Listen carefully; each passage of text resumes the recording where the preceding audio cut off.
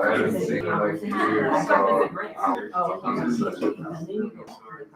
All right. Good morning again. Morning. You guys already had a good morning without me? Yes, of course. We did. Hello. We don't need you. We were doing shop talk without For you. real? You're like a road runner. Really? The smoke. Good weekend? Yes. Yeah. Busy? Yes. Any Bucks fans? Oh, Yeah, yeah. baby. Still pretty cool, right? Even if you're not, sports Right. ball. The energy. Tom Brady. He's so handsome. You can't even get past how handsome he is to appreciate his sports ball's ability. And he's going to Disney? Wow. He's going to Disney, you said? Yeah, Probably gonna run you get that a whole lot of money to say that. Yeah. He's the only one. Nelson Rodriguez, 9,000 AP last week. Good job, Nelson. Do that again. Great job, Nelson. Elaine, 9 policy, 6,500 AP. Great job. Brian, 9 policies. And we're in that spot where we got a chunk where they should be. And then we got a chunk over here trying to get to where but we don't have anything really in the middle. And that's okay, because a lot of the folks over here, brand new first week, we get it. Mike Ansel, need you guys. I need you guys stepping up, getting after it. Missed some time last week. Had good percentage. You're on track to where you needed to be. So, talk times, okay? I don't like harping on talk time all the time, because it's like, it's something that should take care of itself, but when it's not there, it's something that, we got to bring up, because we cannot get to where we want to be if we don't have the talk time. Now, a lot goes into that, okay? If you're not working every single call to the best of your ability, executing the process every single time, you could have 50 billable calls and not have the talk time. So that's one way. I'm taking calls. I'm not taking breaks. I'm not being lazy. I'm taking calls. Yeah. But if we're not working every single one, regardless of what we think about how the call may or may not go, because that doesn't matter, if we execute the process, your talk time could be low. Or we could have a lack of urgency, a lack of getting after it. I'll do a little bit more tomorrow. I'll do it in a little bit. I'm not going to do it right now. And end up with 20 hours talk time. If you are on average, and I've got the averages, and I'll be sending them out weekly. I did it last week for the month of January, I think, but I'll do it whenever you guys want. If you're not averaging over 25 hours talk time, there's nothing for us to talk about in terms of making more money. That's got to be there, right? That's a fundamental. It's got to be there. The fundamentals are something that we've all are key to performance. They should be assumed. We shouldn't even talk about them. They should be assumed. They're the fundamentals. We're all here to make money. Hands go up. Yes, that's a fundamental. Okay?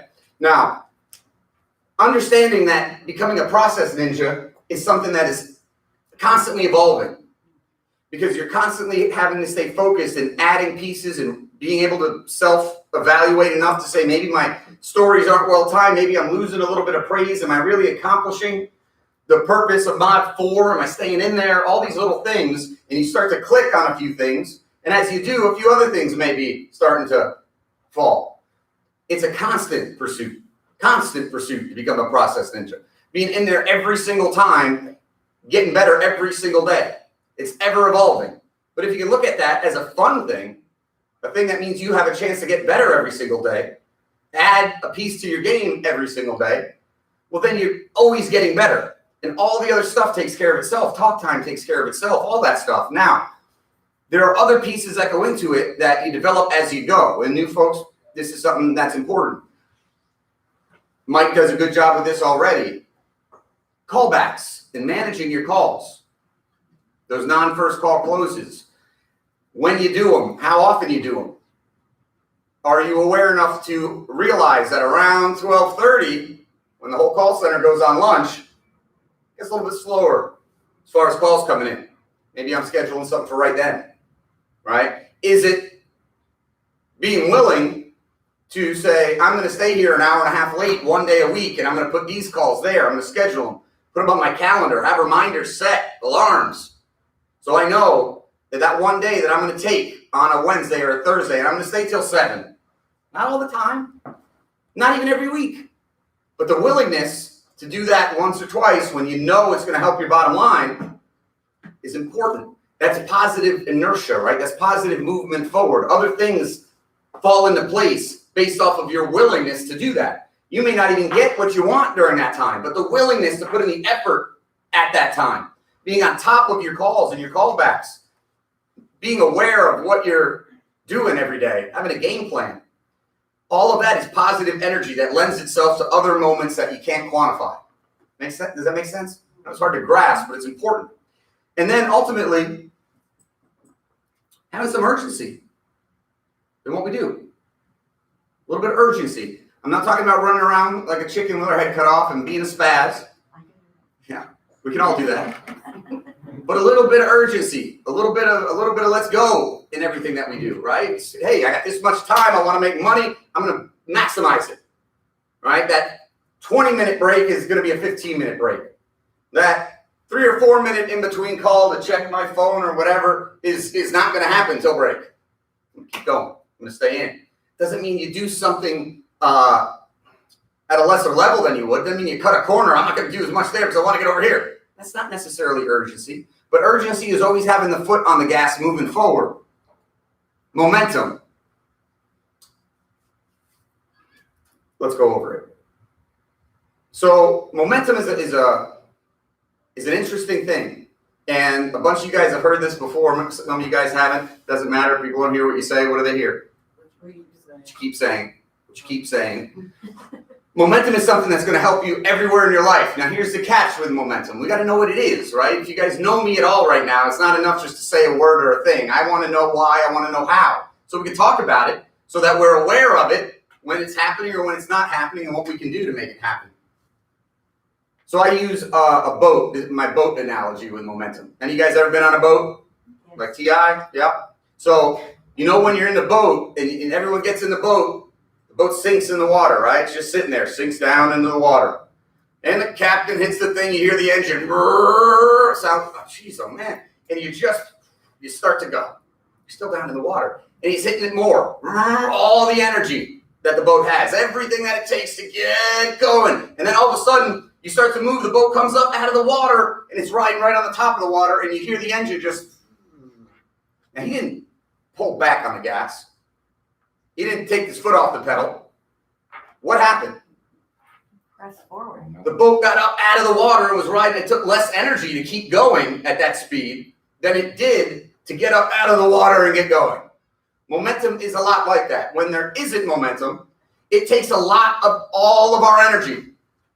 A lot of energy to get that thing going, moving.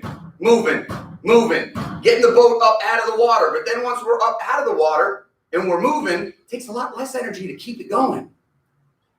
Unless we decide to stop, because then what happens? Boat falls back in the water. Now it's going to take all that energy to get going again. Okay, so that's big with momentum. It plays right into urgency. It's not easy at first when you feel, let's take a weekend, for example. Relax, maybe you got a little crazy at the Super Bowl, you're a little groggy, it's Monday, we gotta get moving, we gotta get going. Takes a little bit of time in the morning. My coffee, whatever you do to get yourself rolling. And then you start moving, then you start going, right? You gotta be able to keep yourself rolling. If you start rolling, get a policy, something good goes your way, and then you take 45 minutes, you gotta eat lunch and stuff, but understand the point. Don't kill your momentum. Good things happen when there's positive momentum moving forward. It's easier to do together than it is alone. Yes? Sometimes, Mo, I feel like maybe I'm speaking Spanish. Who speaks Spanish in here? Good. Sometimes I feel like I'm speaking Spanish. Claire, you're better than 21 hours talk time. You still had 7 policies.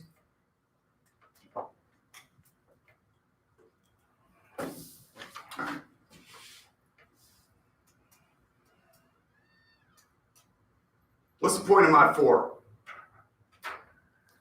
Feeling. Feeling. Well, just so you guys know, you can say that answer to me about anything, and I'll be like, yeah. You know, yes, feeling. Specifically, mod 4. Urgency. Okay, yeah, we want to put some urgency in them. What are we trying to accomplish in mod 4? Get them to open up. What's it gonna look I mean, like? all of these answers are okay. Get them to cry. Process. Bias or bias, yeah. So, all right, we went a little bit on the other, this side. You guys are over here. Mike jumped way over to here. The exact answer is somewhere in the middle, okay? So let me stop for a second and talk about a ninja. A ninja doesn't kind of know. Stealth. A ninja is what's your move? What are you gonna do? I'm gonna do karate. Okay, yeah, but on who, where, when? What's the goal of the mission? What are you trying to accomplish? You're an effing ninja. Yeah, you know, I got swords. I'm gonna use my swords. What's the purpose of your swords? To chop. Son of a bitch, ninja. You're not a ninja, right? A ninja knows every single thing, knows every single step, has thought it through before you've ever thought it through. It's going to be perfect. Okay? So when I say what's the purpose of mod 4 or any other mod, I should be able to, especially some folks in the room, get a very specific answer. Mod 4 is the emotional rapport build, Andrew. We've done a lot of work throughout the script to open up to this person, to get them to connect with us. And in order for them to understand the importance of final expense, we've got to get them to open up their heart about what they've been through, what they've seen before, the emotion behind why this insurance even exists, and the emotion behind why it's so important for them to protect their loved ones by helping them to see, either through their own experience or through a picture we paint, or both, the things that can happen if we have it, if we don't have it, how expensive it is, how much do we need, what have you experienced, what have I experienced, let's put it all together. And I'm the one steering the ship, so I'm the one taking you through. And if they don't see it, if they can't feel it, if they can't imagine, if we don't tell stories, praise, certainty, and decision. In mod 4, you're gonna get, I don't have my checking account. You're gonna get, well, maybe that sounds good, Ansel. Let me call you back. I'll talk to my wife. You're gonna get those get you off the phone responses when we get into mod 7. Now you're gonna say, well, I've never been hung up on mod 4, Andrew. I know. That's not where they're gonna hang up on you. They're not gonna hang up on you in mod 5 either, or mod 4 hang up. Excuse me. I've never been hung up in mod 4. I know that. They're not gonna hang up in mod 4. They're not going to hang up in mod 5. They're not going to hang up in mod 6, maybe at the very end, if you haven't executed. They're going to hang up in mod 7 somewhere. Whether it's a hang up or they win by pushing you right off the phone, that's where it's going to happen. And if that doesn't happen because of something you said then, that happens because of something you said or didn't say back through the call. And a lot of times it's mod 4. Because mod 2, we get it. The introduction, I hope we get. We got to sound enthusiastic. We got to sound different. We got to lay out the land with tonality and inflection. This is what we're going to do. This is why it's exciting. This is why there's no pressure. Listen up, because we're about to have a good time. Mod 2, I got to get to know you. Let's talk. Tell me more. Oh, my goodness. Most interesting person I've ever spoken to in my life. Oh, my God. Mod 3, put our underwriter hat on. Serious biz now. In order for me to serve you, we got to learn about your health. We got to know some things. So move through this with me. Stay with me now. Mod 4 comes, and it's, okay. Whew. Feel like I know you now. Feel like we can be truthful with each other. Let's talk about some serious biz. Because this is serious biz. So let's talk about it. Now, Mike, because these are special plans for the people within the state of Florida, your total coverage is not able to exceed what they consider to be reasonable need. Okay? We can't apply for $100,000 or anything like that. We're not trying to make anybody rich here, Mike. These plans are designed to give your family enough money so they don't have to bear the financial burden of paying for your final arrangements. Now let me ask you, Mike, have you ever had to pay for a funeral before? No, personally, I've not. That's awesome, Mike. The very nature of my job is I talk to people all day long that have been through a lot, tell me a lot of different stories, and I'm always grateful when I've talked to someone who hasn't had to experience it, because I can help them understand a little bit, but you never, until you have to, you don't want to be in that situation. You don't want to be in that spot where you're having to pay your own money for a funeral. You want to be able to celebrate the loved one's life, I hope. But let me ask you this, have you been around anybody who's had to pay for a funeral before? Have you ever been close enough to the situation where you've seen somebody have to pay for a funeral before? Yeah, my dad's had to pay for his dad's funeral before. Your grandpa? Right. How old were you? I was about 19 at that time. Okay, well, first of all, sorry that you had to go through that. I remember when I lost my grandpa, it was certainly a tough time. Being that you were 19, which by the way was right around the age I was when I lost my grandpa and my grandma, so I'm drawing on my own experience here, so forgive me if I overstep. You're old enough to comprehend what's going on, right? So, I talked to you a little bit about your dad. You told me about him a little bit before, and I know you love him. I know you love your family. I know the decision to protect them is an important one to you. Did your dad have the money for it? Was it easy? Well, I don't really know. I mean, he didn't involve me too much, but I know he had the help from his 3 sisters, and they all kind of got together and were able to get it figured out. That's awesome, man. Family's so important, Mike. And I know that about you already because you told me how important your family is to you. And just in that comment you made to me right there, I understand what a great father you have. Because my dad did the same thing. I know he didn't have the money, but his brother and his sister together, and he made sure that I didn't see any of that in my grandpa's. I knew what was going on. I was old enough to understand there was a cost. And I could tell when the brothers and sisters, my aunt and uncle, my dad were talking. But it's really amazing that your dad spared you from that experience. Because I think that's what all parents want to do. They don't want to put their children through anything more painful than it has to be. Let me ask you this. Could you imagine, if you were using your imagination, what it would be like at that time if it was just you? Let's say your dad wasn't there. God forbid, it was your dad's funeral. And you didn't have the money. You didn't have brothers or sisters to help you. Funeral director walks out and he says, Mr. Samoleski, it's going to be about $17,000 to bury your grandfather. Now, in that scenario, Mike, we're just using our imagination, thank goodness, right? Because we don't have to worry about this. You and I are talking about this today. But I want to paint the picture now. Would you have the money? Probably not. Let's say you're going to have the money, Mike. I'm working as hard as I can for you today to make sure that we have the money. But let's say you did. It still wouldn't be a fun time to have to pay that right over to the funeral director, would it? To cut that check? No, that wouldn't be fun at all. Mike, first, you're a strong dude to even have this conversation with me. It's an important part of my job in helping people understand. You could be very direct about what you're doing. We're not lying. We're not misleading. We're not trying to do anything that isn't beneficial for them. So in the spirit of that, when all else fails, tell them exactly what you're doing. Mike, I wouldn't have this conversation with a lot of other people. I feel like we know each other a little bit, which is why I feel like I can ask you these questions that are tough.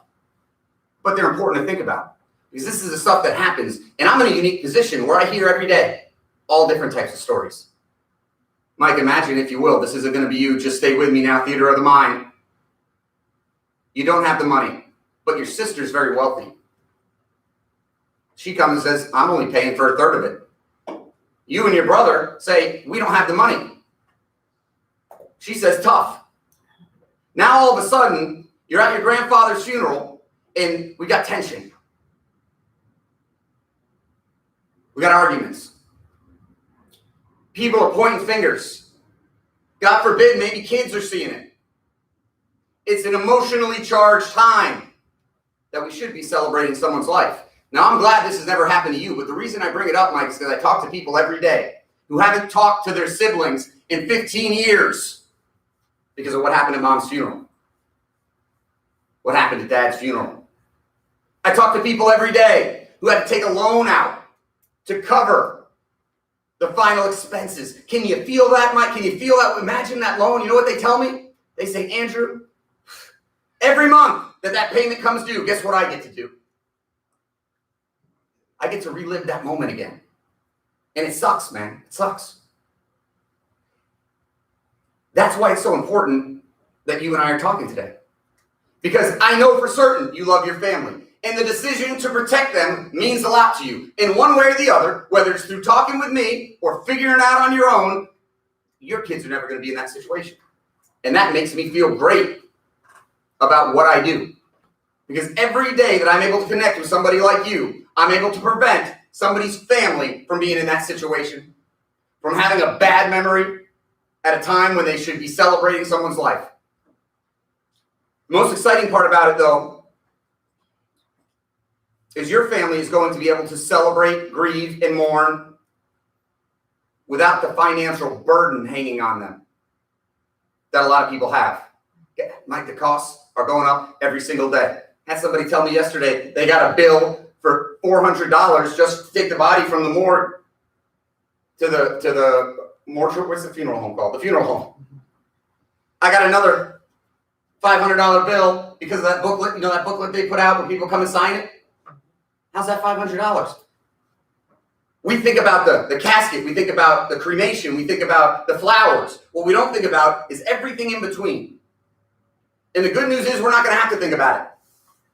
Because we're going to make sure that one way or the other, we protect your family today. Let me ask you, Mike. Do you feel like it's your responsibility to cover your final expenses? Of course. You're strong. I know I've said it a bunch of times. Forgive me, Mike. I get really connected with my clients, but you got character. You're a strong man. I can see why you love your family so much. I imagine your children love you the same. Just like your dad protected you, you're protecting them. And the fact that you're taking responsibility for your own final expenses is just a testament to those words. Now, I'm sure that little Joey is going to feel special a long time from now, many years from now, Mike, knowing that you thought about him all the way back, however many years ago. Hopefully it's many, many years. Whew. Now let me ask you, your son, Joe, God forbid he pass away today. No coverage in place. Do you think that he's going to have the $15,000 right at his fingertips to cover this without worry for you? I mean, he does pretty well. He's pretty wealthy, so he probably could cover it. That's a blessing, right? That's pretty awesome. You still want to take responsibility? Because we could call him right now, get him on the line, make sure that he's got it. And then me and you could just be friends. Or do you want it? It's your responsibility. Do you want him to have to do it, or do you want to take care of it yourself? No, as I said, it is my responsibility. It's pretty awesome. And to raise a son that can do it and still say, it's my responsibility. Again, character, integrity. Don't get to talk to people like you very often, Mike, and I'm grateful for it. You know, we hit on it. We know it's expensive to live, but it's expensive to die too. And that's what we're trying to stay in front of today. Now, after all of that, now, have you given any thought to whether you want to be buried or cremated? I'd like to be buried. Okay. And let me ask you, Mike, you can tell me to shut up if you want to. I have no problem with that. We scoot along. I'm always fascinated to find out the reason why. Because some people have some very interesting stories as to why they want to be buried or why they want to be cremated. How about you? Is there any reason why you want to be buried? That's always been that way in my family. We've always been buried. Tradition? Yeah. Tradition. I had a lady the other day tell me that she's claustrophobic. And I thought, we were talking about some serious stuff. And then she tells me she's claustrophobic. I didn't want to laugh because I didn't know if she was joking. Because obviously, she will have passed away. But you never know. You never know. One person told me it's because they're afraid of fire. They want to be buried. I hear crazy stuff. every day. Tradition, though, is one of the normal responses. It's just how the family's always done it. All right. So let me ask you one last question here, and we'll see about these approvals. Is covering your final expenses your main objective today? Or would you like to leave a little bit extra to your loved ones? Yeah, I'd like to leave a little bit behind if I could. Okay, so we'll take a look. We know the average funeral, anywhere between 12, 15, 16 grand. They usually give me 3 responses back and we'll go. But, regardless, Mike, we want to make sure that the funeral itself is covered. If we can get some more, great. But, it reminds me when I had mentioned my grandfather dying earlier. And, my grandpa was an interesting character to me throughout my life. Every Tuesday, my grandfather would take us to school. My mom was a teacher. My dad was a grocery store manager. So typically we would be going to school with my mom real early in the morning, but that kind of sucked. We didn't want to do that all the time. Well, my grandpa every single Tuesday would take us to school. And I remember my grandpa as being an angry, kind of mean old dude. And that's just my memory as a kid. He died when I was, 17 or 18. And I still have the memory of him of being this angry kind of old man. Now, I learned later on in my life that he was very sick. He was in World War II. He had a bunch of injuries. The time that I got to know him, he had 4 open heart surgeries. And he didn't feel very good every day. Now, I'm a kid, and I didn't think about that at the time. He just seemed mean to me, right? Burning cigarettes in the car, I'm choking. Windows up, and cigarettes. But that Tuesday, every Tuesday, he would take us to a little restaurant. I don't know if you have them where you're at in Florida, but it's called Hardee's. And some places it's called Carl's Jr. But you know what I'm talking about? And he would take us there because they had this really, they had this good little chicken biscuit deal. We liked their gravy. The biscuits and gravy they had was really good. But when I was a kid, the reason why I loved going there was they had these little California raisin toys. Man, I love those California raisin toys. I can remember the commercials today of them singing and dancing. I wanted to collect them all. Because the commercial told me, Mike, I need to collect them all. And we would go there on Tuesdays and we would eat. And I remember my grandfather saying to me, Andrew, you know why I don't take you to school every day? You know why we don't go to Hardee's every day? And I remember this like it was yesterday. I said, why? It's because I can't afford to. I don't have the money. He said, okay. I was a grateful kid. My dad made sure. Grandpa does something for you, you're grateful. No matter what it is, you better tell him you're grateful every day. And I was grateful. The reason I bring it up now, Mike, is because we want to be able to leave a little bit extra, so you said, but sometimes we can't. And when my grandfather died, he didn't have a lot of money. We talked about my mom or my dad and his brother and sister. They had enough to cover what was going on. I knew that they were figuring it out. There was no trauma to me in that regard. But there was certainly no will. None of the kids, none of the grandkids were getting thousands of dollars. And I come from a family that doesn't have a lot of money, so I didn't even expect that. It wasn't even in my mind. So when I got the call that my grandfather left me something, and there was a box brought to me and put on my lap, I thought to myself, what could Grandpa have left me, right? So I opened the box, and there's a letter on top. The letter says, Andrew, I didn't have a lot in life, but we have family, and we take care of each other. And I lift open paper on top of the box, and it's the complete set of those California raisins. And man, I got chills, Mike. It's not always about what we leave. Sometimes it's just about taking care of the people that we love while we're here. And that's what you're doing today. So I'm going to try and get as much as we can get that's affordable for you for your whole life, so you don't have to worry about it, and your family's taken care of. Hopefully there's a little bit more, but if there's not, they're going to know that Dad did what he needed to now to take care of it. And I'm really grateful to be talking to you, Mike. I know I said it a bunch of times, but man, you're a tremendous guy. The decision to protect your family is important. It's important to me. I certainly protect my family. I know you're going to do the same. So these quotes should be coming in real quick, but just let me recap. And now we're in mod 5. We understand what mod 4 is now. Did we feel anything as that was going on? Mm-hmm. And that wasn't even a real great job. There was a lot of stuff. I could have gone a lot of directions, and so can you on every call. You could spend more time breaking down the prices and how they've risen, what they were 10 years ago versus what they were today. And that doesn't matter if you don't do that first part. And that first part doesn't matter if they've seen it, if they've felt it, if they've been in it, if they haven't. Because we can use our imagination to paint a picture of what it would be like, how it would be, what you've heard, how it's gone, what it felt like, what we're going to do about it, why it's not going to happen to us. And build praise into that. Now, I didn't really tell a story until the very end. But I made sure to tell a story. Because Mike opened up and told me about his family. He gave me something from his heart that said this, that, this, whatever it was, however deep it was. It doesn't matter. He did it. And my story at the end was to give back to him. I understand. I don't take your feelings for granted. I'm not trying to get you to open up here and be emotional so that I can take it and see how much money you need. I'm doing it so that your family is in a great situation. We're doing it together so they never have to worry. Somewhere in that exchange, Mike decided he's getting final expense coverage today. Mike decided he's getting it through me and no one else. And now he's just waiting to hear what the quotes are.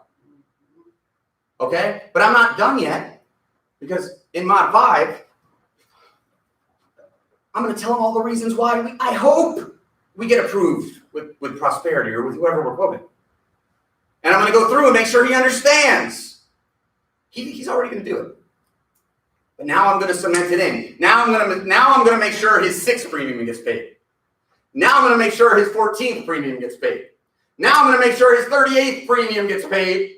Now I'm going to make sure his family is protected, like we said, because I'm going to build hope.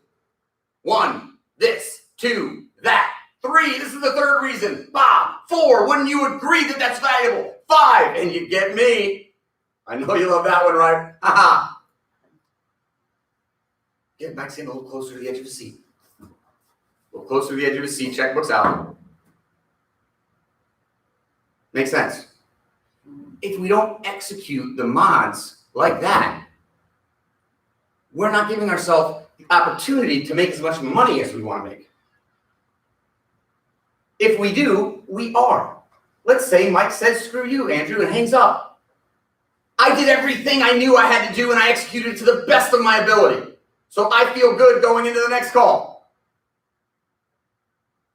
You won't, though. Do we understand? We're feeling a little bit. Yes. All right. On Wednesday, we'll go over Mod 5 more in detail, and we'll go over the underwriting warm down a little bit, Mod 9. Because if we're not careful, and we open all this up, but we don't close the loop, stuff can, right? But in that underwriting at the end, when we move through it, we're going to do something nice for yourself. I'm going to do something good for me today. Do something for you. This is an excellent decision that you made to help protect your family. Go celebrate. You're going to feel great knowing this is done. You close that emotional loop. Yes? I know I'm wrong, but I mean, I got to go sometimes. It was good. It was very good. Yeah, I know. I appreciate that. I wrote it, all right? Good job. Guys, have some urgency today. Make some people feel. You want to make money, do the things you know you got to do to make money. If you got 18 hours of talk time at the end of the week, I'm going to be in here again, doing tug of war on talk time, instead of talking about what we need to do in the mods, how we can get better in agency block, what we can do to set ourselves up to make the money that we're supposed to make. This has been the longest stretch I can remember, going back to the beginning of December, where we haven't had multiple people over 10,000 AP in a week. Let's end that this week, okay? Let's end it. You got greatness in your heart. Let it out. Let it out. Let's go. Oh yeah, it's payroll day too, so do things that make me in a good mood. More than Matthew, I more need to than make sure, you know, Brian. my cell phone, when my cell phone's out, I'm not checking my family or my friends or Mhm. somebody like that. I'm checking Kick because I butts had a to day. give that to some of my clients. Of course. Because they're out in the field, they couldn't write it down. Of course. I texted. And then